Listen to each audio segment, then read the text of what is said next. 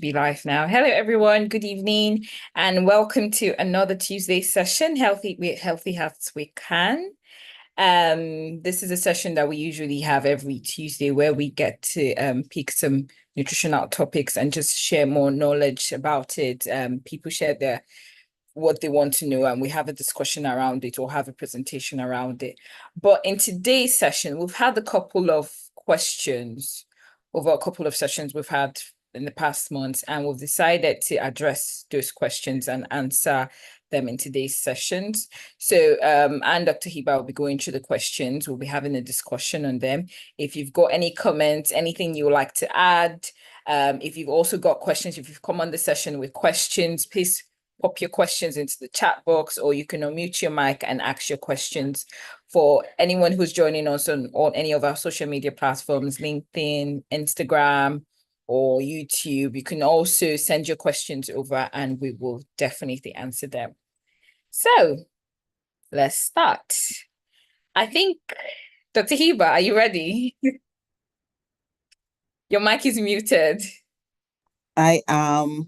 Okay, brilliant. So I think the first thing first, I think we'll have to go back to the session we had last Tuesday. There was a question from there that we didn't answer. So the question says, does cooking, no, we spoke about the different African foods and things like that. So it says, does cooking not reduce the nutritional content of African food ingredients? Would it not be better to have a salad, which is Western, to get more nutrients? So yeah, because Yeah. because I remember the basis of that session was sort of encouraging people that our African and Caribbean foods are also healthy and also have high nutrients. So this person is saying, what about when we cook them? Because some of these vegetables, some of these staple foods, we have to cook them. So what Yeah. if we cook them? Will the nutrients be lost to get all that nutrients? Yeah. Thanks, Sylvia. I remember someone asked, no, you told me that someone asked that question, but we didn't have a lot of time. Yeah. Yeah, so simple answer is that it depends on what kind of food item we are talking about, what kind of nutrients we are referring to, and what kind of cooking methods. Some nutrients, if you're talking about green leafy vegetables, because last week we did a lot of vegetables, didn't we? Green leafy vegetables. Yes, you would lose some nutrients if you overcook them. Water-soluble vitamins, for instance, when it's boiled, you will lose those water-soluble vitamins. And a lot of the times, the way we cook, we overcook these vegetables, we overcook spinach, we overcook all of these green leafy vegetables. So we would lose those water-soluble vitamins. True. However, some nutrients could also be enhanced. So the fat-soluble vitamins, depending on how you cook it, could be enhanced.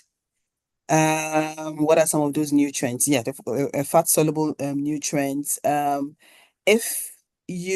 that reminds me of, let me just chip this in here. When I did my study on cooking among Black people in Manchester, there were some people who said that they didn't like using microwaves because of perceived harmful effects of microwaves, blah, blah, blah.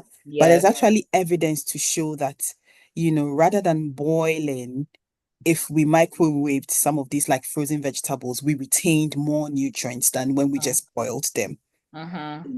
So there are some vegetables you can't eat without cooking.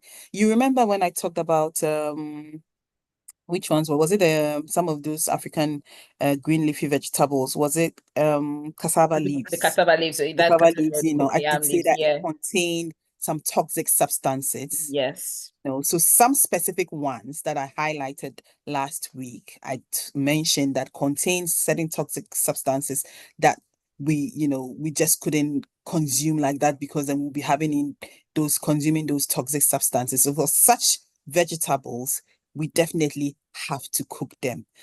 But it is how.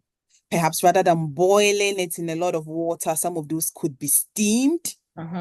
lot of water, just steaming with there are different ways of steaming Yeah, vegetables. different ways of steaming vegetable. Yeah, just like you mentioned, I think the important thing there is the cooking method. So It is the cooking method. if you choose cooking methods that sort of retain that nutrients, it will be much better for you. Even with the staples, if you're talking about things like plantain or like yam and things like that, you can roast them. You can have roasted yam rather than boiling it, knowing fully well that you might lose some of the nutrients and things like that. You can have roasted yam instead. Yeah.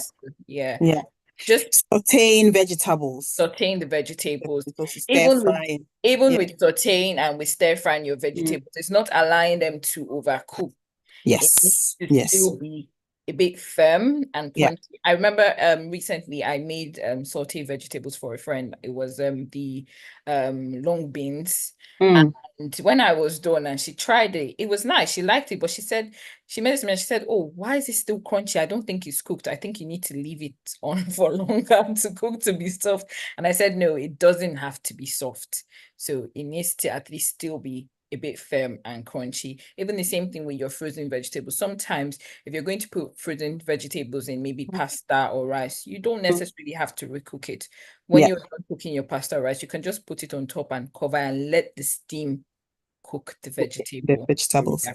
Yeah, I did mention that there were some nutrients that are enhanced. So we know that a lot of water-soluble vitamins and some minerals can be lost if it's not cooked properly, like the boiling and all of that. But Yeah. antioxidants, and we talk about antioxidants all the time here. So specific examples like lycopene, which is found in tomatoes, beta carotenes become more And available cooked. when they are cooked. Yeah. Yeah. Fiber softens, in vegetables. Otherwise, there are certain vegetables, if it's not cooked a bit, it becomes hard, to actually even eat it, and then hard for it to become digestible. So a bit of cooking will make it more digestible, and easy for it to go To through. cook, Yeah. yes.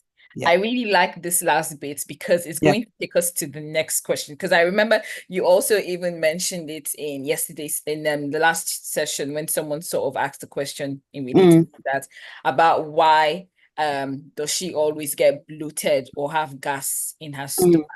And you mentioned something about certain carbs, oligosaccharides in foods that take time to break down or that the body is not able to break down. So mm, with that question, if we jump into that question now, this is one of the answers, but if we give that person an answer, so why exactly do people get bloated or mm. have gas in their stomach after generally, although she didn't specify after when, but she just said generally, sometimes she notices that she gets bloated Mm. as Sylvia, you already said the one that I was going to say. Those ones that contain oligosaccharides are a form of carbohydrates that can be found in beans. A lot of the time yes, you believe it when you say beans. Beans contains carbohydrates. You know yes, once they go through the large intestines, they get fermented, and that fermentation causes those the gas. That's yeah. one of the reasons. That's one of the things I learned in school that I remember. Sylvia, I'm throwing it back to you. What are some of the reasons why? So it's also found in, yeah, there are some people who eat yam and they complain of gas. Yeah. Beans, what are the other foods? I Yeah, can't. so basically it's something we call it the FODMAP. So Okay. that is fermentable oligosaccharides. So it's not just oligosaccharides, monosaccharides, disaccharides, and polyols. So we call it the food map. So I think it's, yeah, like you said, carbohydrate foods. Aside from the ones you've mentioned, like beans, yam, also garlic. Most people, when they eat garlic or onions, they tend to feel bloated. But then the thing is, they might not notice that it's the garlic and the onions, because you know how we Africans we cook it in the midst of a whole lot of other things. So you might not think that's garlic, but garlic and onions also have that effect. Also, things like wheat food can also cause bloating in that FODMAP sense. But aside from your diet, there's so many other things that can cause gas, that can give you gas in your stomach. So we always talk about, when we talk about eating healthy or trying to lose weight and having a balanced diet, something we always mention is not eating fast. Sometimes if you eat fast, you tend to have gas in your stomach because you might be swallowing air. So eating habits such as maybe eating fast or even overeating. I can testify to overeating, because sometimes I've noticed that when I overeat or eat too much, I would tend to just feel so bloated. Not even full. I might feel full and then get better later, but then in 3-4 hours, I will just be so bloated, so much gas in my stomach. So also overeating is something that can cause gas in your stomach. Another common one, which is common amongst women, is during our menstrual cycle, because of your hormonal changes, you also tend to get bloated. Now, you might not be on your period. You might probably it might be in your follicular phase, or it might be in your luteal phase, but it can be a symptom of one of your hormonal changes. So that's also a symptom. Also, most times when people get bloated, it can also be a symptom or a sign that something is wrong with your digestion, something is wrong with your digestive system. So it can be a symptom for any of the digestive issues, such as irritable bowel syndrome or even lactose intolerance. Yes, people who are lactose intolerant, I think their first sign is usually bloating, because they're always flatulence and things like that, releasing gas. Yes, so that's one of the first signs. Also celiac disease, and then constipation.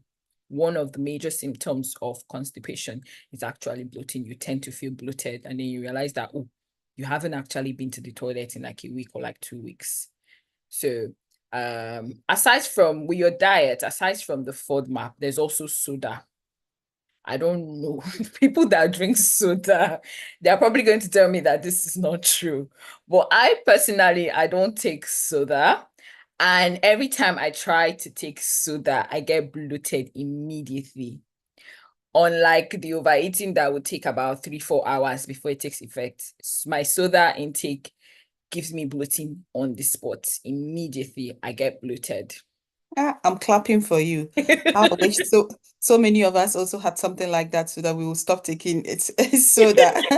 This year, not taking soda, it looks like it's been forced on you. It doesn't look like it was a choice.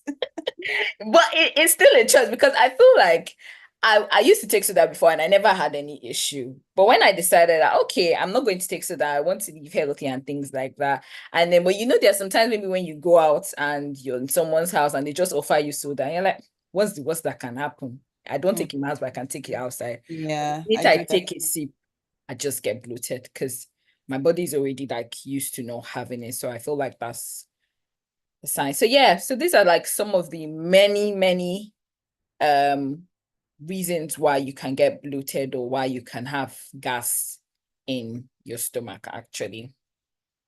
I'm not sure if the person who asked that question is It's on. on. No, I'm not sure she's on. I'll go Yeah. back and watch it later. All right. Yeah. So jumping to our next question. Yeah. So um someone was asking, what are some practical tips for eating healthy on a budget? I think I forgot to put on a budget there. For eating On the on a budget. So for that question, because that is all we talk about on Healthy Hearts, I wanted to get some engagement. I really want to hear from other people, because we've done this session a number of times. So let's just hear what people, because sometimes it's better to learn from other people. Yes. So we Yes, can we have. We've even had Jessica come in to do like a cooking session concerning, it's yes, Jasmine yeah, Carbo Jasmine, done yes. a full session on eating on the budget, but it doesn't mean that, I always say when we talk about dietary behaviors, you need to tailor it to your own circumstance and your context. So what are people doing? How are people able to eat healthy on a budget? Because we are currently still in the crisis, aren't we? Yes, we are. We still are. Eh, So can people please tell us, how do they eat on the budget? Because you can't tell us that everybody on here is eating lavishly. Can I share mine? Go, because I was Yes, just you about to can. call you. So Yeah, so for me, eating healthy on a budget means um eating more homemade foods. Hmm. So because you can find very good ingredients, fresh ingredients from either the supermarket or the stalls. So I like the stalls because I get more for my money's worth. And I realize also that sometimes the fruits and vegetables taste better than the supermarket ones. Hmm. Um, what do you mean by of, the of store? so like the fruit, where I live, we've got people who sell like on the like market squares and stuff. So they have fresh vegetables and fruits. Okay. So they are not packaged like you'd see them Oh, in it's the like in Tesco or Sainsbury. yes, in the Yeah. supermarket. Yes. So yeah, most I don't know where they get their produce from, but some of them are farmers, some of them get it from so like farmers markets. Yeah, Yes, we have so it here as well. so eventually I realized that it comes it's cheaper, even Mm, though maybe you'd get a bowl of maybe grapes or something or tomatoes and you get the things, you can taste the difference. That's what I want to say. Oh. Unless you're shopping in places like maybe M&S where you can be guaranteed of high quality, but it's more yeah. expensive. But yeah, so when I do homemade foods, I Mm, can put some in, I cook big batches and put them in the freezer. So it lasts longer. So you'd always have food at home mm, rather than not cooking at home and buying. You might not get the best of the food you want or most healthy options. And it's not very easy on the pocket most of the time. Mm. So I do that. And what I am doing now as well is I'm trying to look at different things. So to just right today, somebody told me you can even go on on these AI things and tell them what ingredients you have at home, and then it can put together something for you. If we are willing to try other recipes, still with our African ingredients we have at home, if that's all we have at home. Sometimes we only know one way of cooking these vegetables and staples, but there are other ways that you can find to do things. So you can learn from other people as well. So that's what I do. And I get healthy food cooked at home, small amounts of money to buy ingredients, but then I can eat it maybe 2 or 3 times. So that's what I do most of the time. So eat less, but bought food, mm. ready-made food. Thank you. Thank you. Thank you Thank you, very much. Janet, for sharing. Uh, Does anybody have anything they would like to say or share? Martha also says bulk cooking. Bulk cooking, Yes. meals in advance, eat more vegetables, less meat, frozen foods. I like the frozen foods bit. Yeah. Yes. Yes. Yeah. I think, yeah. Yeah. Thanks. That's Thanks for good. sharing. I I don't know, but do people actually within our community cook every day? Do we have I think a lot of people actually, because of work, except if you are retired or something, um, kind of are more inclined towards, bulk cooking, Mm. because of, other going to work and all of those other things we have to do. However, so thanks, Janet, for sharing that. But people might still bulk cook and still not eat healthy. People would still, because what do we bulk cook? Most of the times, people would cook the sauces and the stews and, so that's there.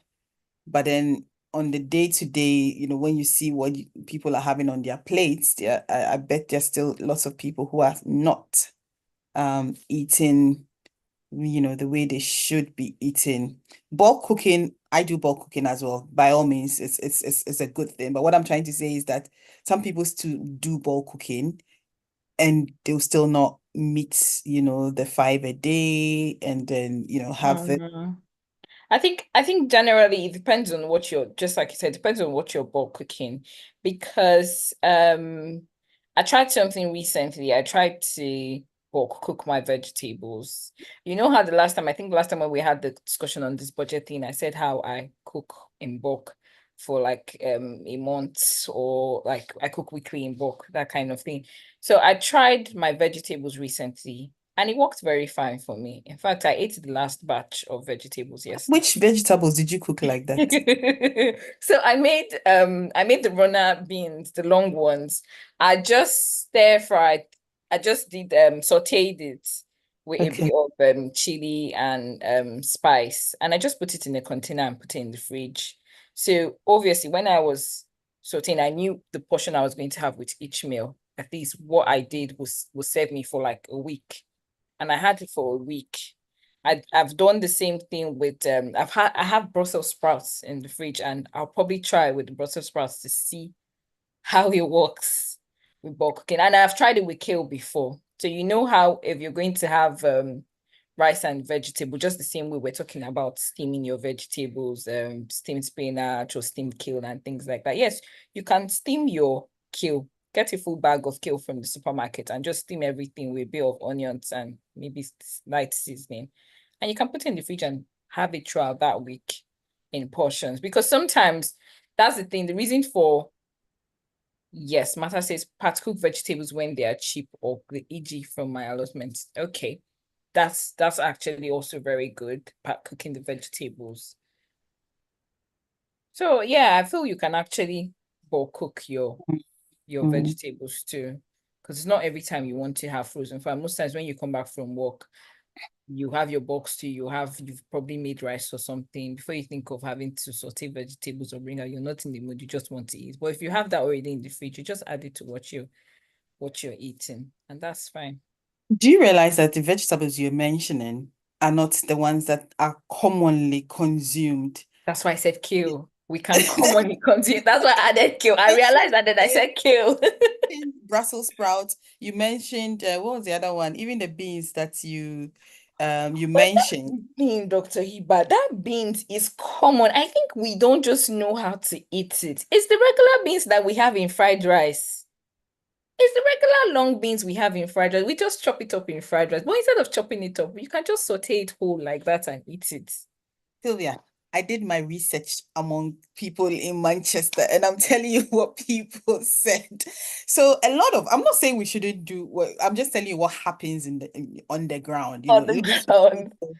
So that vegetable you're talking about, we eat it in fried rice. So most people that I have studied would tell you that this is how we consume it. So I'm going back to those vegetables we talked about last week, because I do know, particularly first generation immigrants, they will just consume those vegetables that they know. So the spinach, the garden eggs, the okra, and those ones, Yes.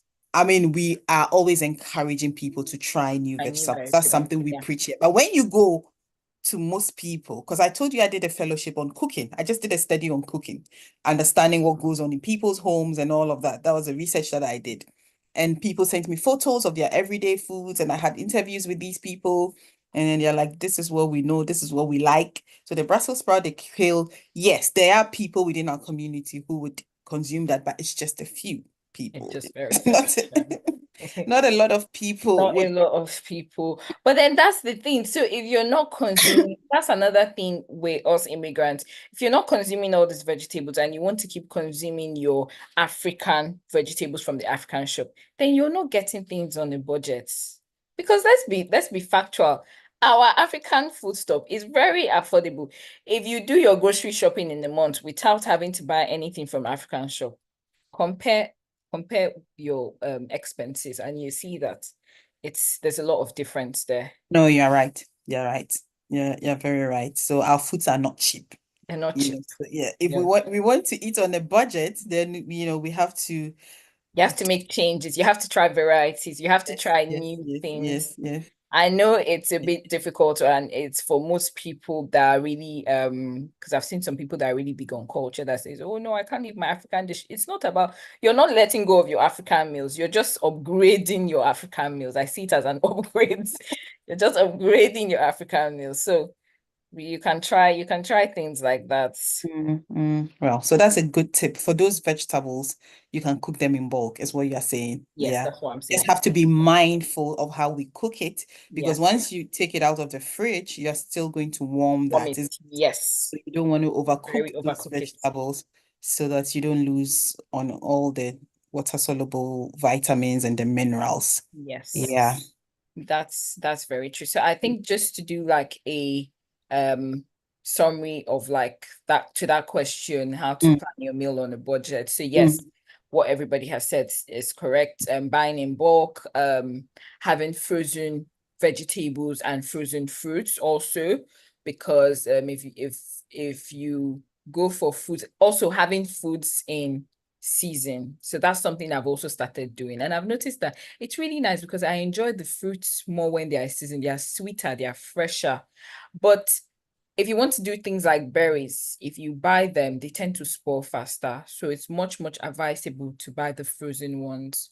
Also, if you're someone who cooks with, which we always advise because you're trying to reduce your salt intake, for someone who cooks with herbs, lots of herbs and spices, it's best to grow yours fresh. It's not a difficult thing. You don't have to be a plant mom or a plant dad to grow your herbs. It's way cheaper.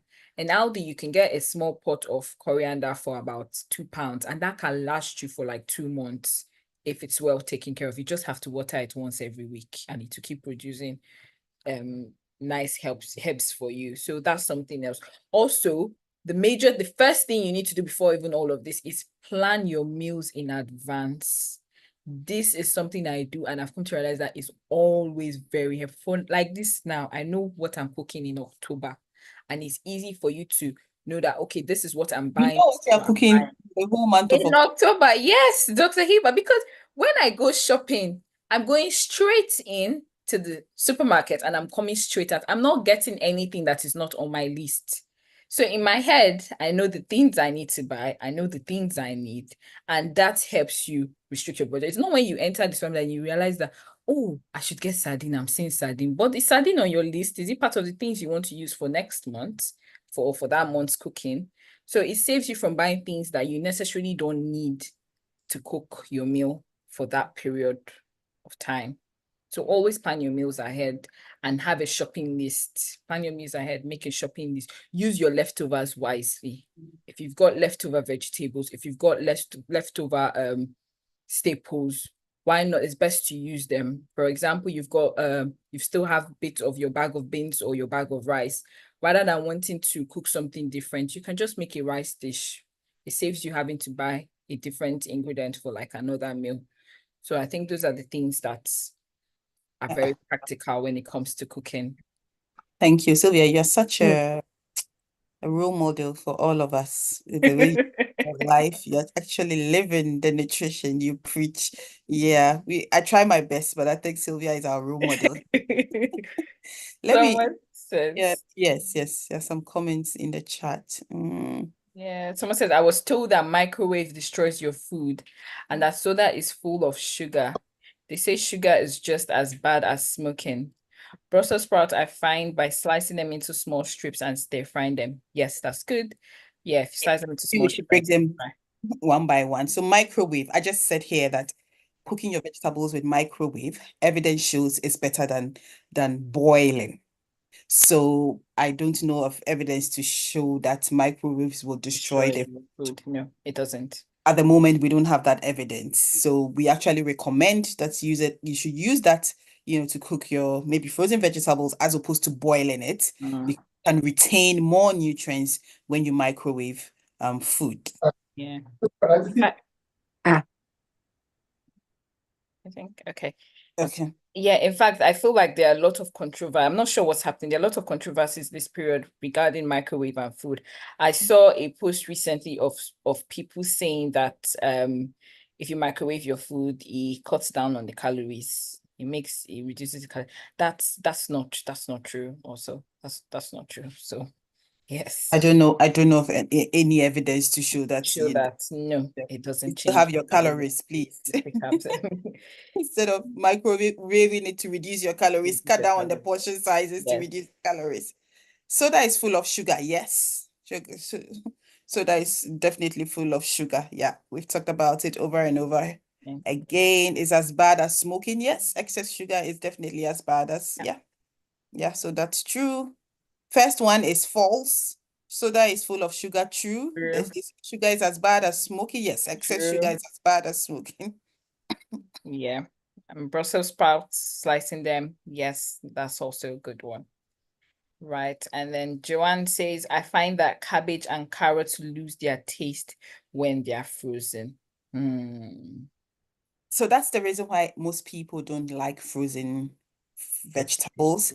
Yes, it won't be like the fresh ones. So you need to find a way to cook this to enhance the taste. You know, so the sauteing, the stir frying, add a bit of your herbs, spice here and there. But yes, that I agree with you. Lots of the vegetables, you know, once it's frozen, doesn't exactly. Right. Okay. Yeah.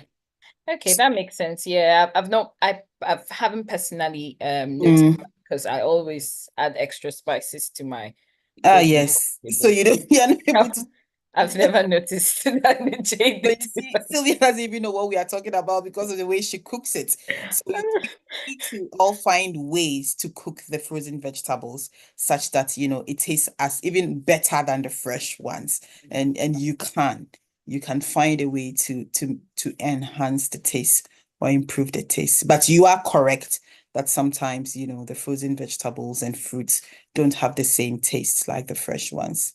Yeah. Right. Okay. So I think has anybody got any questions or anything they would like to share just before I jump into, I think this should be our second to the last question or the last question. Okay. I will dive into it. So if you've got any question, you can put it in the chat box or you can send it over and then we can answer. But so we've got another question that says, how can I manage my food portions without being deprived? Now, I think this one, I've also heard it being asked, someone has asked me personally and generally on our sessions, because you know how most times when we tell people, oh, portion size, and I remember Dr. Hibbah when we did the first 6 month session that we had, and we gave everybody the portion, and everybody kept turning their nose up to say, I can't eat that. That's too small.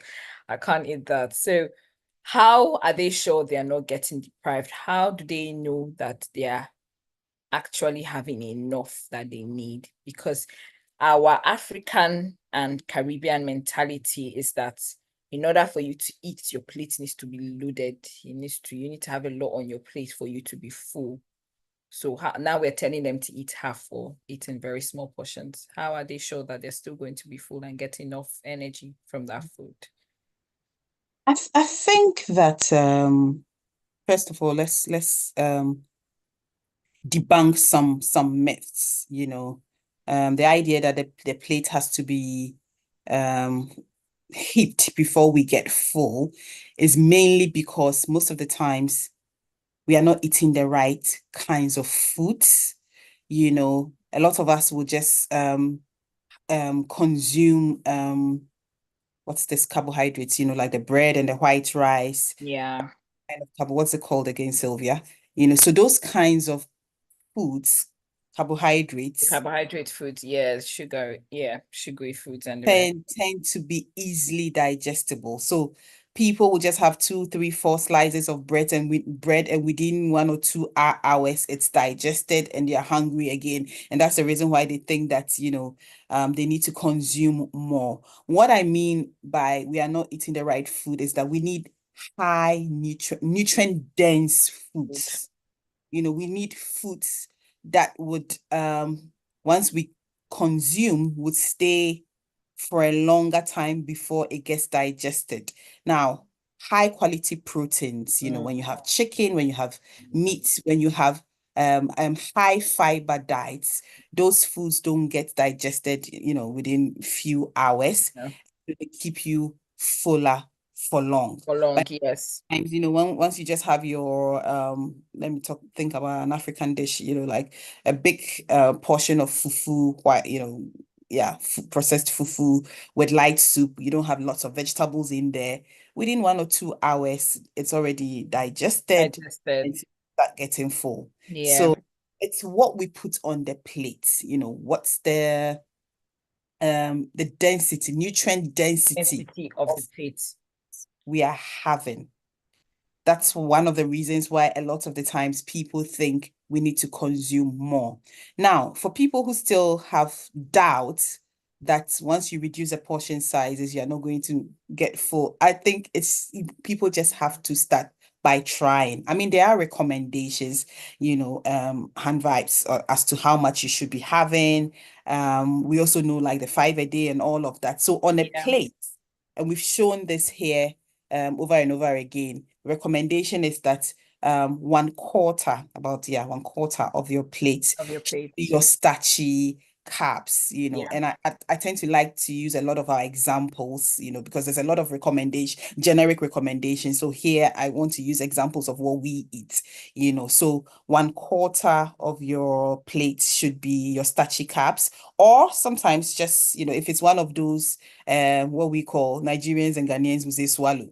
Like, yeah, if your fist size, fufu, kenke, banku, eba. This is what people say. They are not. I think, Dr. Hibbah, I think I've got a do you want me to share my screen and show the slide? Oh yeah, if you have a picture of that. I've got a picture of the 8-12 guide, so I'll just share my screen. So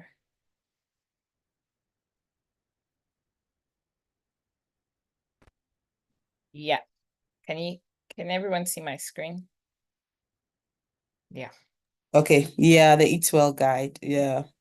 Did you get the African and Caribbean one? Or this is this is the generic one. Yeah. Yeah, this is generic. Sylvia, talk us through, or you want me to do? Yeah. So it's because you were talking us through. So I wanted to have like a picture up there so they can see and understand, the 1/4 we're talking about.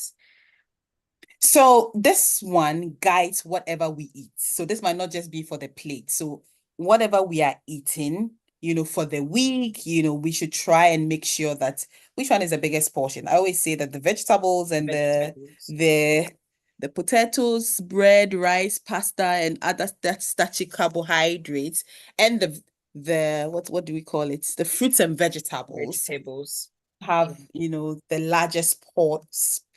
Should I say portion? Yeah, should be the largest kinds of foods we should be consuming. And this should be followed by what you have there as what? Your beans, pulses, fish, eggs, meat, and other proteins. And then they show those ones that we shouldn't be having it so much. But Sylvia, I thought you were showing that USD plate. That's okay. No, I don't have that one. Yes. Okay. So yeah, this should just guide whatever we are having generally. So the vegetables should be lots in there. And then with the starchy carbohydrates, there's emphasis on the whole grains and all of that. Yeah. But I'm talking about the plate, on a daily basis, what should you be having on your plate? What we tend to do is that most of us, where I grew up, we tend to have 3/4, more than half of the plate being the starchy carbohydrates. So that could be your yam, your plantain, your rice, your pasta, your fufu, your eba, and those ones don't keep us full for long. Yeah. You need the high fiber, so the vegetable, the legumes, your animal protein, all lean proteins. Lean proteins, you need your healthy fats also. Would keep us fuller for long. So when we did our intervention, I remember us telling people to have more protein. So if you're trying to, let me digress a bit to people who are trying to lose weight, you go on a low carb diet, you have more proteins, healthy proteins, and that's not always just meat. We have so many sources of protein. So you have more of that. You reduce your starchy carbohydrates. The proteins keep you fuller for longer. so you don't get hungry within 2-3 hours. And by doing that, you're reducing your calories. You're cutting down on your calories. Calories, yeah. You're increasing your vegetables. So when we did that, do you remember we insisted that people should have half of your plate with the vegetables? Yes. Yes. Yes. So I don't know if I've answered the question. The question is, how sure are you that you are that you're following your food portions and you're not being deprived? and not being deprived? Right. Yeah. The only way you can know, the most accurate way you can know that you are not lacking any of those nutrients, important nutrients, would be if you do those tests. You do a dietary assessment. A dietitian or a nutritionist will look at what you are having, because when we ask for your diet records and you tell us what you've been consuming for a week or two, if there's anything missing there, without doing any tests, we can tell that, oh, you're not having this, you're not having lots of. If you're always eating just carbs and meat, we know you definitely lack your vitamins and minerals. So as long as you're having a variety, as long as you're following the Eat Well guide, you're having all of those vegetables in there, you're having your healthy proteins, you're having your healthy fats, not in excess. You're not having, those things on the side in the Eat Well guide, so the margarine and all of those things are supposed to be taken sparingly. You should really be okay, just following. Sometimes when I do talks, people go like, you are not emphasizing on calories. I don't really make it a big part of my talk, because really, if you just follow those pictures and then what the WHO recommendation on those portion sizes and the plate, you will be fine, because what we do is that we tend to eat excess starchy carbs. We don't have enough vegetables. We don't have enough. Vegetables, yes. No, we don't. And so once we do that, really, you might not really need any test. Having said that, it is important that you speak to a dietitian or a nutritionist if you really have concerns that you are probably not meeting your nutrient requirements. Because as we've also said here over and over again, depending on your level of physical activity, whether you're a male or a female, all of those can influence your nutrient, or they do influence your nutrient requirements or your caloric requirements. We say 2,000 calories, but that's just average. On average, some people may need more, some people may need less, and so speaking to a nutrition professional would be helpful to allay your fears and let you know if you're not meeting your nutrient requirements or you're having them in excess. In excess, yeah. I think just to add to all of this that you've said about like the macronutrients, that's the protein, the fiber, and all of that. Also, I know there's something you always keep hitting on, Dr. Hibbah, is having to eat mindfully. Take your time when eating, slow down, take your time, pay attention to your hunger cues. Now, this is adding to how to know you're not deprived, or basically how to ensure that you're portioning your meals the right way. Slow down, pay attention to your hunger cues, avoid distractions when eating. And then there's something we always said, I think I even mentioned it in a recent session. Start your meals with water. Drink water before you eat, drink water while eating and after eating, but always start your meals with water, because sometimes you might just be thirsty. Your body cannot decipher whether you're thirsty or hungry at some point. So you might just be thirsty, might just be water you need, but no, you go straight to food. And then also, once you eat, stop. Once you've started eating and you feel satisfied, just stop. Avoid overeating. And just like Dr. Hibbah mentioned, the use of like the plates, be mindful of what is on your plate, fill up your plate with lots of vegetables, balancing your macro nutrients, protein, healthy fats, your whole grains and things like that. And even if you're going to have snacks, which are your you having your 5 a day, because that will be your snacks in between. Even with that, they still need to be portioned. Don't just think you can go ahead and have about 3 bananas because you've had a small portion. No, they still need to be portioned. So also pay attention to that and plan the snacks you want to have ahead of time. So I think That's it. And then there's something that I know most people do. I don't do it though, but I've noticed that some people meal prep. So in the sense that when they are done cooking, they sort of share, like maybe if they've made a pot of rice, they share that pot of rice into different small portions, add meat into every small portion, add vegetable into every small portion. So they know that that's their lunch for like one, they just grab a pack and they have it basically. So that's something that will also be, that's another practical tip for you when portioning your food also. Good. Yeah, Sylvia, this was a plate I was looking for, and Oh, okay, I yes. don't have the ones for the African foods. I had a lot of pictures like that, but I don't have them on this computer. Okay. So yeah, this is a simple picture for people. So if you have your rice here and you have your lean protein here, and for those of us, I always speak for people who don't like salad, which is fine. So whatever you are using, so if it's your spinach sauce or your the vegetables we talked about last week, all Yes. those African and Caribbean vegetables sauce, as long as it's not overcooked, just have it, making sure you have a lot of that here. So if it's yam, this could be your yam. So which means that we shouldn't be having 6 or 8 slices of yam like we do. Just 1 or 2 slices of yam here. Make sure that the sauce you are using, so if it's what are some of the names of the vegetables we talked about last week? The kale, cocoyam, leaf spinach, water leaf. All of those green leafy Yeah. vegetables, the garden eggs and all of that, making sure we have lots of that. And then you can have your lean protein on the side. So ideally, this is how the plate should look like. Before we go, if I do find one of those examples, because a lot of our foods tend to be soupy, if I find one, I'll show that. We had a lot of pictures from the intervention we did the other time. Yeah.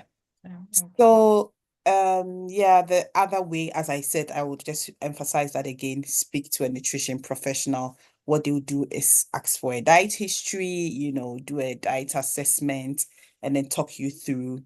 Um, mm, Okay, so Dara says, please, is this mm, plate not recommended for those mm. who are on a calorie deficit and the 1/3 of starch for calorie maintenance? No. No, Adara. We always recommend that. In the UK, we've moved away from that plate. We always just use the Eat Well guide, Guide, yeah. but it becomes very difficult for people to practicalize that. So when we are making recommendations here and people are like, how do I translate that to my plate?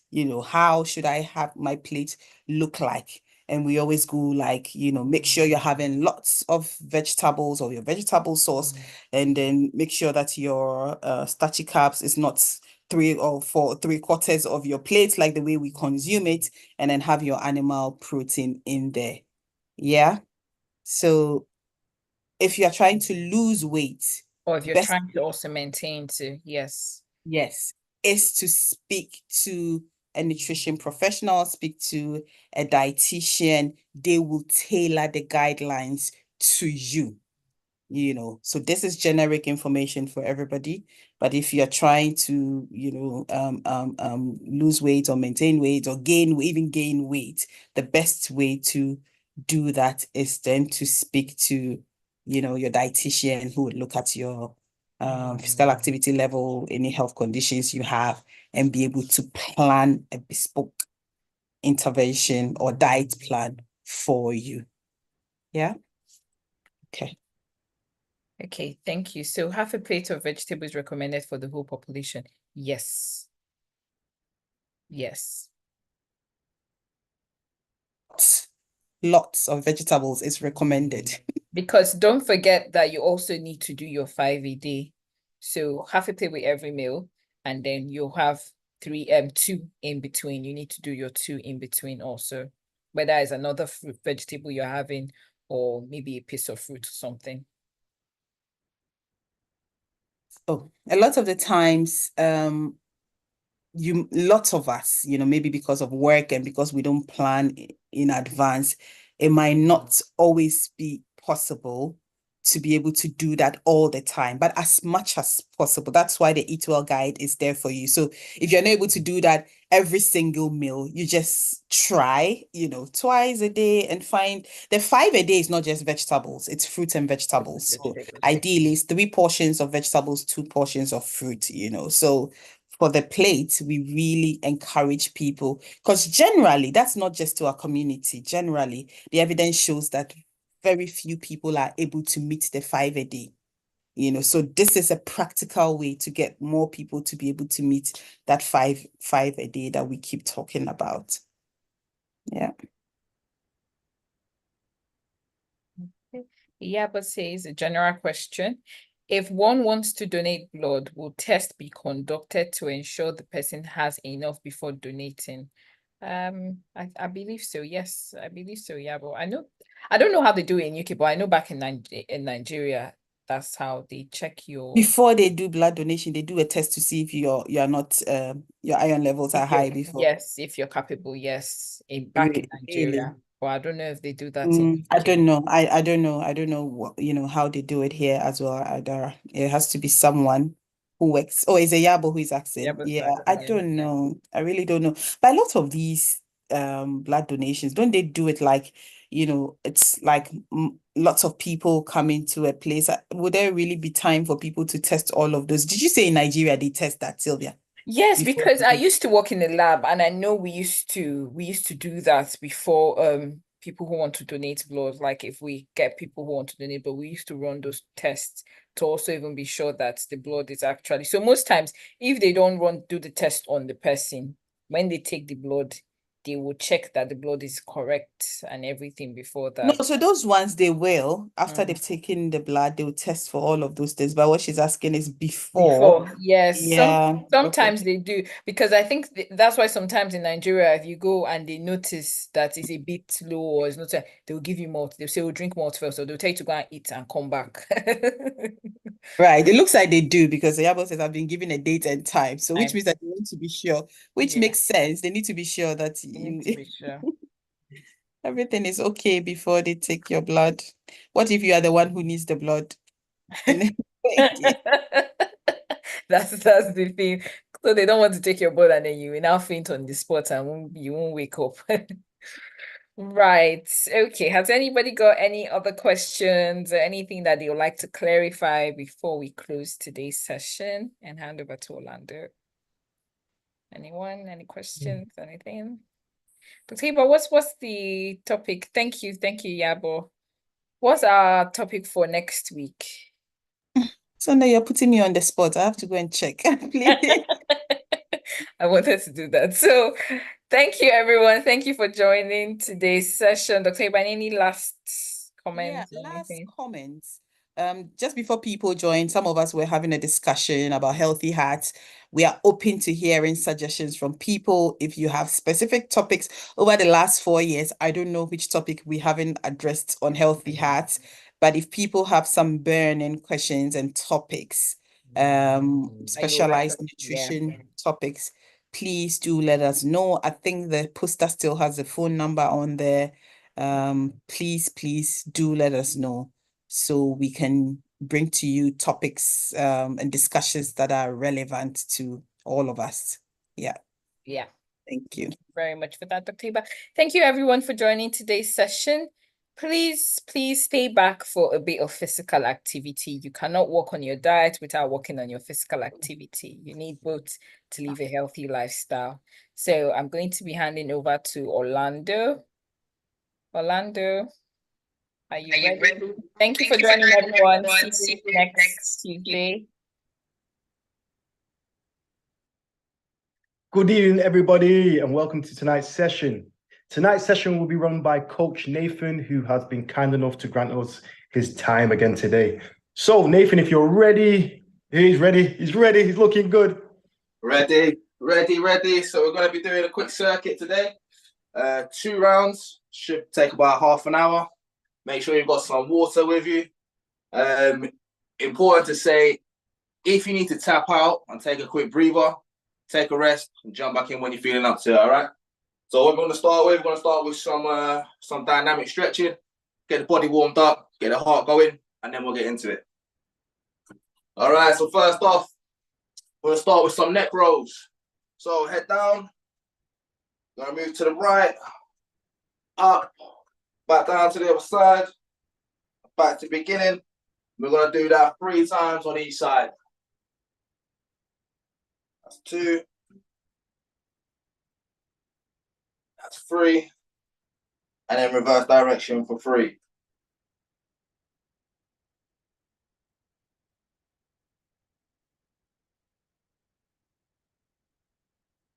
All right, moving down the body, we're gonna move on to the chest. So simply chest stretches, arms together, and bring them out to the sides. Back in and out. We're gonna do 10 of those. That's 4.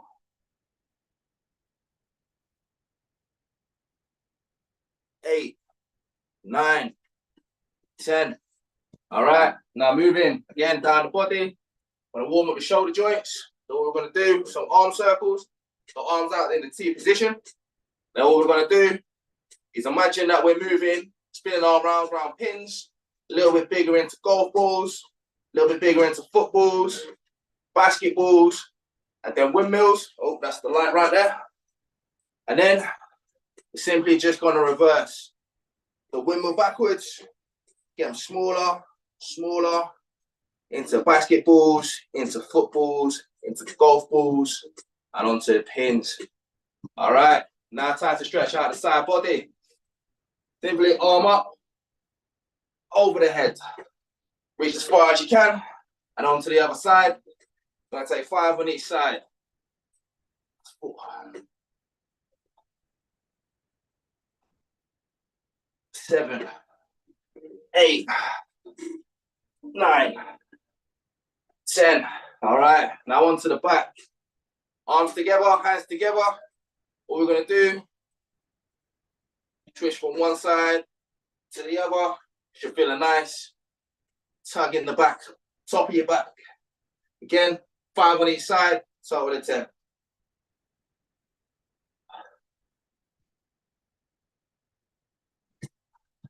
9, and that's 10. Now onto the hips. It's called open and closing the gate.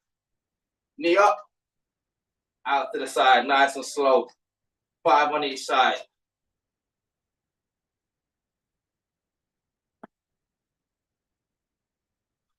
5. Now on to the next one, shake that one out. Out to the side. Toe to the floor, knee up. That's 4. And the last one. Okay, shake that leg out. Onto the rear side. I'll be back. We're gonna do some heel taps. So just flick the back of your foot into your buttocks or your hands on your back. What I'm gonna do, I'm just gonna count to 20, as many as you can in there. What that's gonna do, it's gonna warm up the quadriceps. 1, 2, 4, 6, 10, 11, 12, 13, 14, 16, 20. Nice. All right, my heart's going. All right, next up, hamstrings. What I want you to do, simply feet hip width apart, push your hips back, and you feel a little tug there. Once you can feel the tug in the back of the leg, just come back up. I'm gonna do that 10 times. That's 3. That's 4. That's 5. That's 6. That's 7. 8. 9. And 10. All right. Now we're gonna warm up the calves, the bottom of the leg. Simply, all we're gonna do, I'm gonna move my mat back. We're just gonna go up onto your tiptoes for 10. That's 3. That's 4. That's 5. 6. 7. 8. 9. And 10. All right. Take a wide stance. What we're gonna do, we're gonna move down, touch the toes. 5 on each side. 4. That's 5. Halfway through. 7, 8, 9, and 10. All right, and then we're going to do some hip circles. Get them hips nice and loose. So hands on the side. What you're going to do is push your hips forward, move them around to the right, all the way back to the left and forward to make a nice big circle. So we're going to do 5 of those on each side. Get them nice and limber. So that's 3. That's 4. And that's 5. Once you get back to the top, get that reversed. That's 2. That's 3. That's 4. And then that's the final one. All right, 20 seconds of skipping, just on the spot. Imagine you've got a jump rope. And you just. And this is the end of the warm-up. So, it's 5 seconds.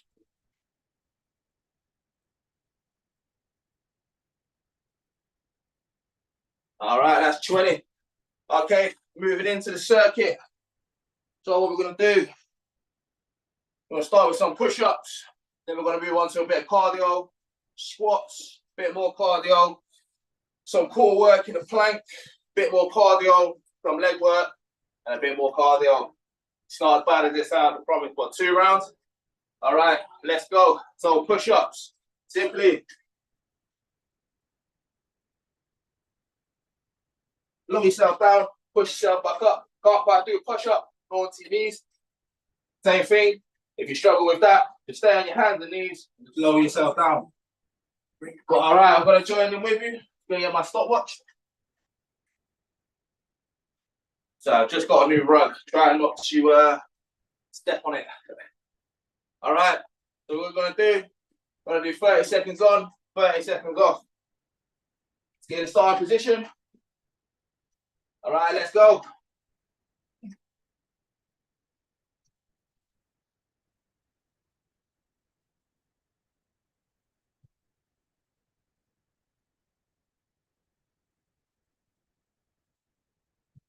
All right, that's halfway through, guys. Come on. We got this. I'll turn this music up a little bit. All right, 5 seconds. That's 4. That's 3. That's 2. That's 1.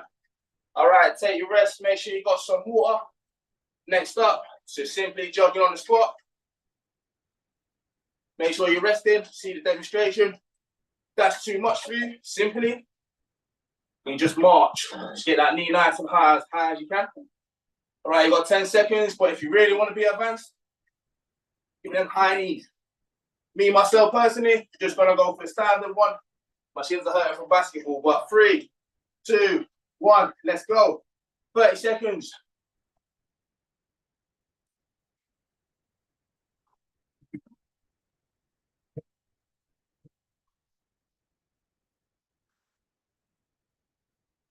All right, that's halfway, guys.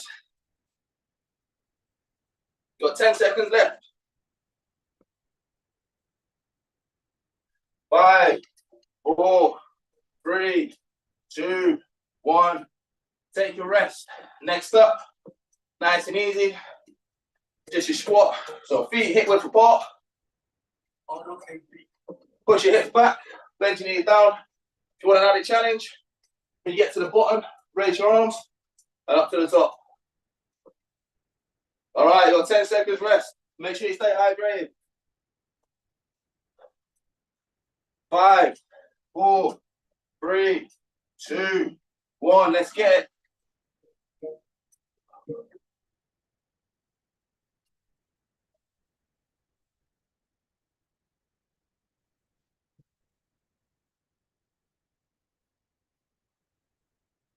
All right, halfway through, guys. 15 seconds left. Just keep working hard. Just keep pushing. This is light work. Nearly halfway through. 5, 4, 3, 2, 1. Okay. Take a rest. Take some water. 30 seconds rest. Next up is mountain climbers. So what we're gonna do? push-up position. Then you push your knees up to your elbows like you're climbing, like you're running. This one can be quite intense. If it's too much for you, just take it one leg at a time, nice and slow. All right? What? 5, 4, 3, 2, 1. Let's go. Mountain climbers. Get that cardio in. 10 seconds down. Need to take a breather. Sit out when you're ready. Tap back in. Halfway through. All right, 10 seconds left. That one's got me, you know. 5, 4, 3, 2, 1. Take your rest, take your rest. What I say, stay on the floor. We're going to move into a plank, which is simply same position.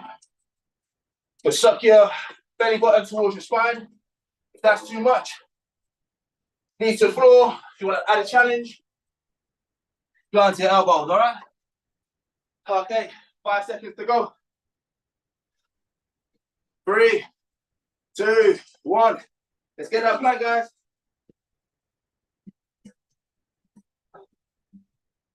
Remember to breathe.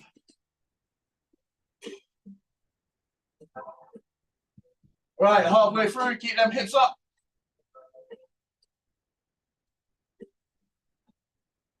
All right, you got 10 seconds. That's 5. That's 4. That's 3. That's 2. That's 1. Rest up, take some water. Wherever on the carpet with my shoes. All right, next up, one of my favorites, bit of cardio. Skating. So what we're gonna do, on one leg, jump to the other, like we're on ice skates. Weight in one, power to the other side, keep them arms going.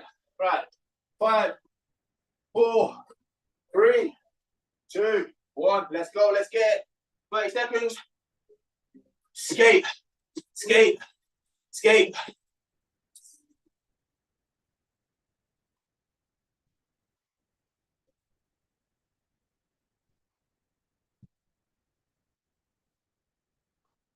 All right, 10 seconds to go, guys.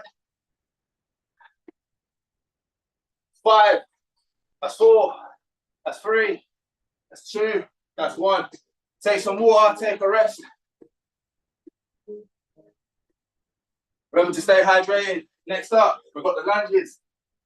Feet hip width apart. Simply step forward, bend in the front knee, push back onto the front knee, change legs. If that's too much, stagger stance, and you can just slow yourself up and down at your own pace.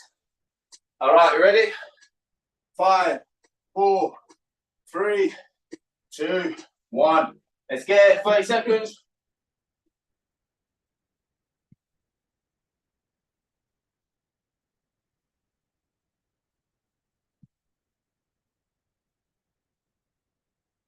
All right, halfway through. Get it, guys. It's a big workout for me as well. 5, 4, 3, 2, 1. Take that rest, take that rest. We've got one more exercise to do, and that's the first circuit complete. So what we're on to now, jumping jacks. But this is a real workout for me. So simply, that's too much. Just go at your own pace. If it's just the legs that are moving, you've got 10 seconds rest. Let's get it. 5, 4, 3, 2, 1. 30 seconds, guys.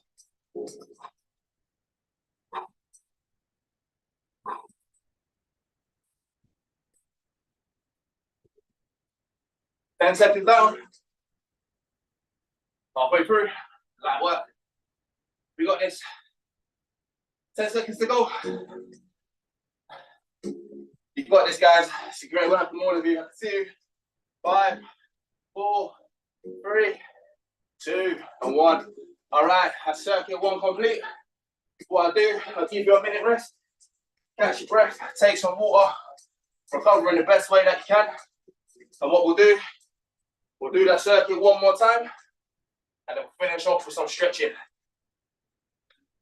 But make sure you get some water, guys. And what I will say, like I say, if anybody needs to tap out whilst we're going through this, just tap out, jump back in when you're ready. I mean, it's a workout for me. See the sweat, it's real. How long we got left? All right, that's halfway through the break.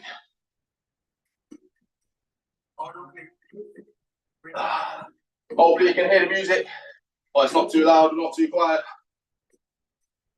All right, 15 seconds to go. And we move back into them push-ups, yeah? All right, let's go. Push-ups, 5, 4, 3, 2, 1. Let's get it, round two.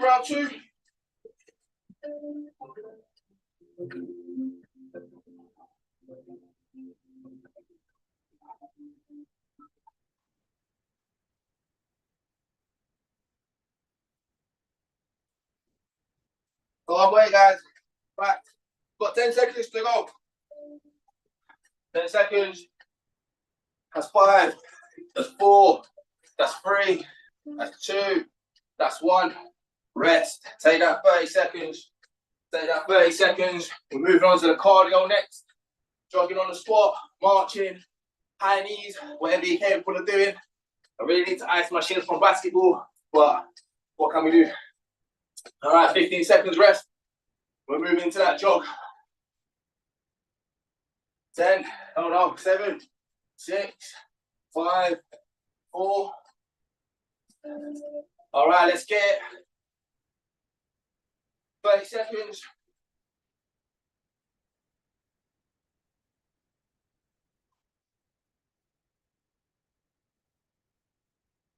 All right, halfway through. Now, where you're gonna have earned your rest this evening after this. All right.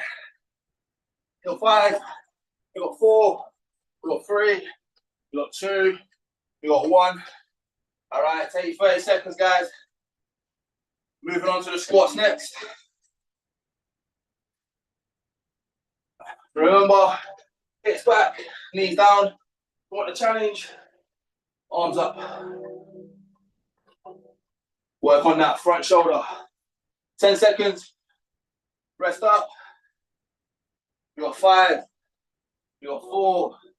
You got 3. You got 2. Let's go. 30-second squats.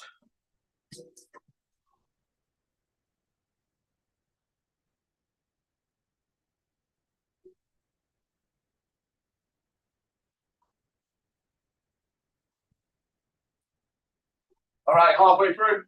We've got 10 seconds left. 9, 8, 7, 6, 5. Keep it going, guys. 2 seconds. Get your rest in. 30-second rest. Moving on to those mountain climbers next. 20 seconds rest.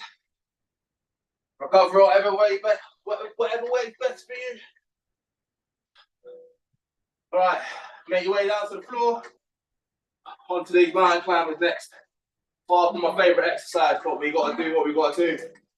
3, 2, 1. Let's get it, guys.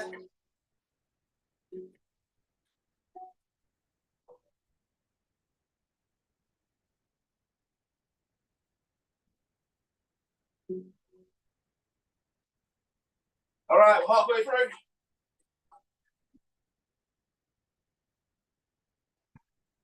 Got 10, 9, 8, 7, 5, 3, 2, 1. Get your rest in. Stay on the floor. Have a lie down. Have some water. Next up, we've got the plank. Like I say, whichever variation you feel, you need to be on your knees, up high on your hands. You want an extra challenge by going on the elbows. Whatever's best for you. Myself, I really enjoy the plank, so I do the elbows. We got 5 seconds rest. Let's go. 3, 2, 1. Let's get it. 30 seconds.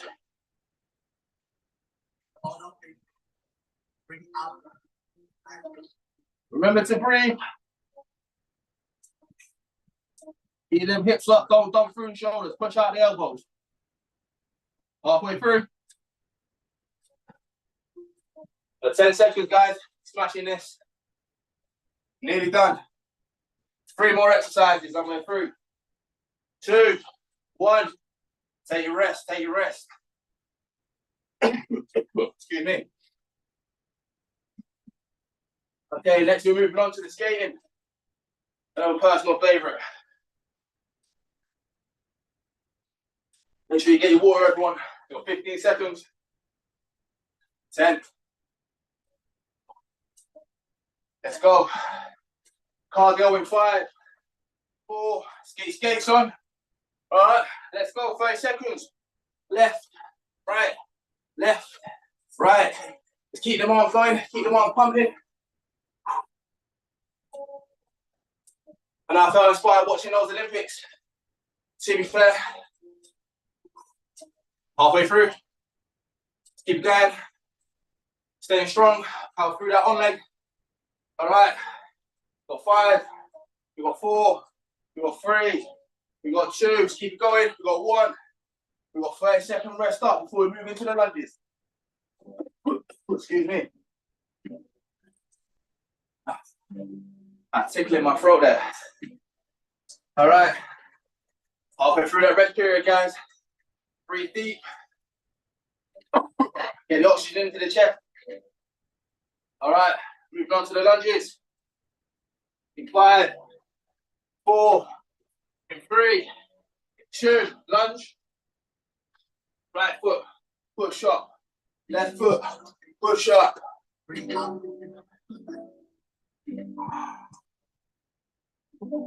A nice deep stretch in the front of the leg. All right, we're halfway through, guys.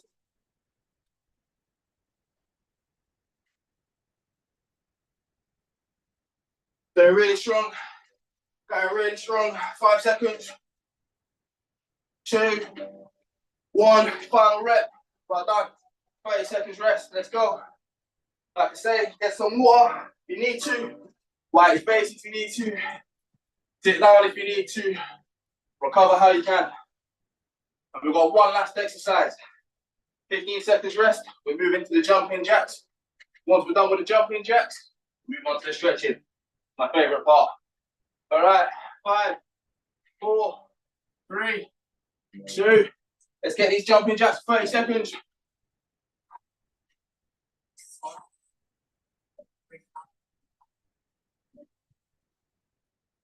Remember your breathing. You through the nose, out through the mouth if you can. Deep as possible. All right, 10 seconds to go. 5, 4, 3, 2. All right. That's round 2 complete. Well done. I'll give you a minute to recover. I'm going to get some water quickly. Just need to clear this out my throat. I'll be right back with you, all right? I'll take you through a stretch.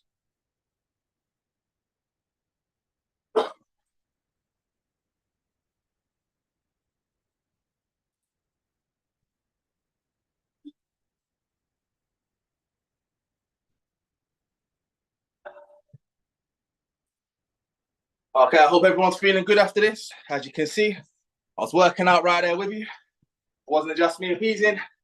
That's a proper workout that I do at least once a week. All right. 15 seconds to recover.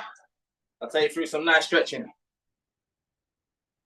Hope you all enjoyed that as much as I did. Thanks for letting me take over from Orlando for a day. Really enjoy these sessions. All right. Let's move on to some stretching in 5 minutes. The important thing is, after exercise, you only need to stretch for 15 seconds to take the muscle back to its original length before you start working out. If you do it for 30 seconds, you're going to stretch it that little bit more. Might feel a little bit better, but for the purposes of this, so you can get on with your evening, we'll just do 15 seconds. So first off, we go with the neck. What you do, take your right hand, put it on the left side of your head. And just tilt your head forward. And you should feel a nice stretch up the left side of your neck. I'm just going to count to 15.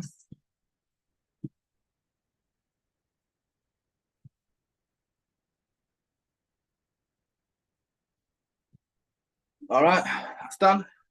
Now, same again on the other side. Left hand side and the right side of the head. And you just gently pull your head down. Nice stretch through this side of the neck here.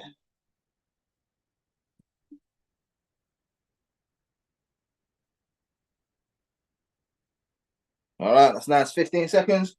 All right, what we're going to do next, quadricep stretch. So the front of the leg. This might help if you've got a wall to balance with, but get your right leg, kick it into the back of your right hand, and then pull your ankle towards your buttock. And you should feel a nice stretch across the front. If you want to feel a little bit deeper, what you got to do is you just squeeze your buttocks together, or at least your right one, you get that little bit deeper stretch. So that's 15 seconds there. Shake the leg out. What we're going to do, straight on to the next one. Same again. If you don't have a wall, put your hand out. You can help counterbalance.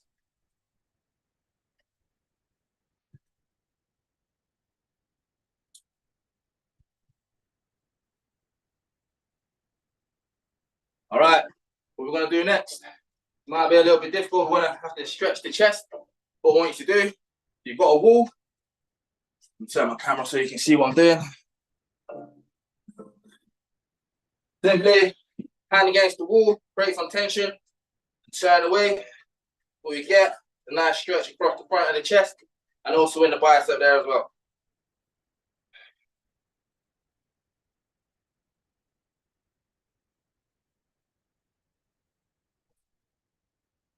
Okay, that's a nice 15 count. And then next side, turn yourself around, do exactly the same thing, just on the other side. So turn away from the arm, get that nice stretch across that side and across the bicep as well.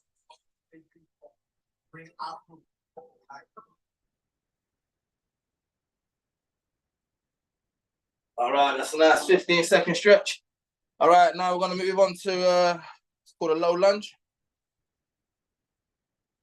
Some people call it runner's lunge. Bring it down to our knees. What we want to do, right leg out in front, and simply just lean forward. And what you should get a nice stretch through the left hip and the quadricep as well.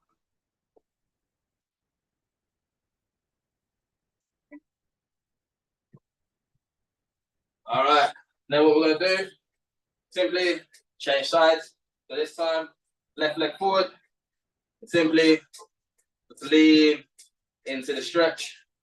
If you need to go deeper, I feel like you can go deeper. If you stretch, squeeze your butt up again like we did on the quadricep, you feel like a much more intense type of stretch.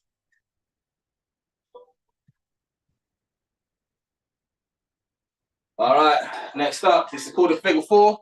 This is going to stretch your glutes out. I don't know if you're going to be able to see me here. So I'll go backwards. You want to get on your back. You plant your feet on the floor. Take your right leg, right ankle, cross it over your left shin. And then just push your leg with your right arm away from you. Should feel a nice stretch through the backside there.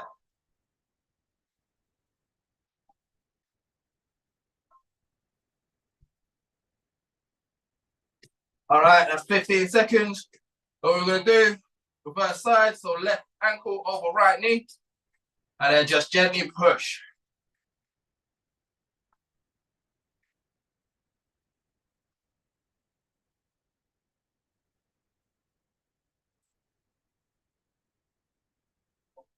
All right, excellent.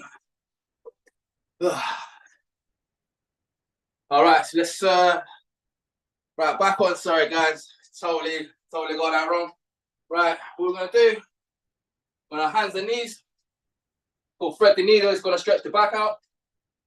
Arm up, and I want you to tuck it under your upper arm, and put your head to the floor like this. You're gonna feel a nice stretch across the back of the shoulder and the upper back.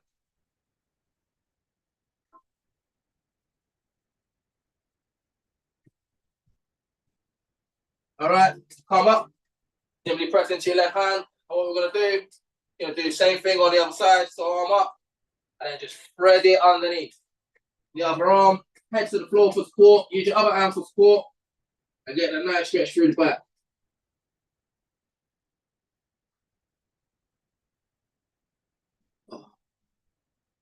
All right, then what we're gonna do, we're gonna stretch out the lower back, the glutes, the quads, and the upper back. All I want you to do, sit on your hips if you can, on your ankles, and then just fold yourself forward. Head to the floor, arms out.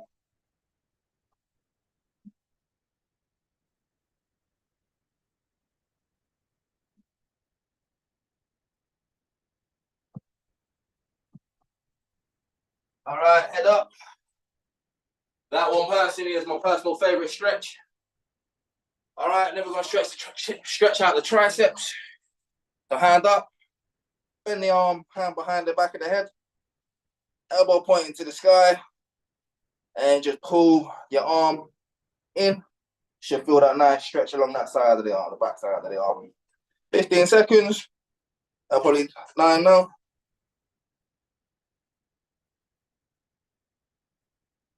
All right, arm up, back down, and simply same again on the other side. Hand up in the sky, bend the arm behind the head, arm onto the other shoulder, other elbow, sorry. Elbow pointing to the sky. Get a nice stretch across there.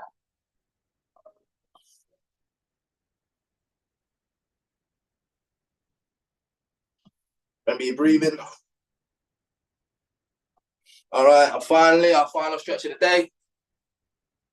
Gonna stretch the hamstrings. All I want you to do, push the hips back.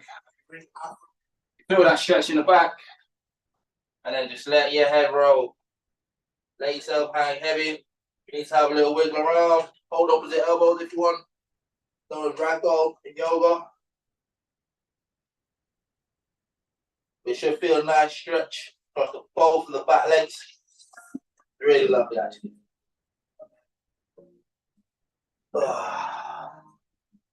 All right, guys, and that completes the workout for today. I hope you all enjoyed that. Everyone's still here. I don't know if Orlando's still here. Yep, perfect. Thank you, Nathan. Thank you again. As we know, sometimes it's great to have like a different coaching style, a different vibe to the sessions. So we appreciate you coming on. Thank you for having me, guys. I really appreciate it. For those that stayed and took part, hopefully I'll get to do this again and have some more fun with you guys. But like I say, I'm drenched now. And yeah, that's my workout for the evening. I'll sleep well from that. How did you find the workout? Are you talking to me? Yep. How did you find the workout? Heart's racing. Tough. Top is wet. I'm feeling, to be honest, I'm feeling energized. I think that's my second workout for today. Nice. Got one in this morning. Weightlifting, that'll serve as my cardio and conditioning. And yeah, man. Now I need to go and have some dinner and take a sit down. Obviously, I was listening to what the guys were saying on the report. Gonna take a bit of thought into what I'm gonna have on my plate today, I think. Nice. So last question. So since you last joined us on Healthy Hearts, how has your fitness journey been? It's really good. Really good. Officially qualified, level 3 personal trainer. Gonna start looking into getting my level 3 exercise referral. Start getting out of my comfort zone. Been going to play a few pickup games of basketball. Used to have real issues of confidence and stuff, so getting fit has really helped me with that. I've been playing basketball. Joined a session of badminton down at the velodrome over in Manchester. So every day it's evolving. Every day I'm trying to do something new and just push what I'm capable of doing. Because it's never gonna hurt, and the time will always pass, even if feeling uncomfortable. You will always find yourself at home at the end of the day. So yeah, man. So yeah, since I last did my first session with you guys, a lot has changed for me physically and mentally. I just hopefully will keep coming on, keep working out with you guys, and just keep pushing forward, really. Thank you for your answer. Thanks so much. So people, I hope everybody enjoyed this session, the seminar and the fitness session. Feel free to join us again next week, 6:30 till 8 p.m., where our first hour is reserved for our informative seminar and the last 30 minutes is reserved for our fitness session. But until then, my people, have a great week, great weekend,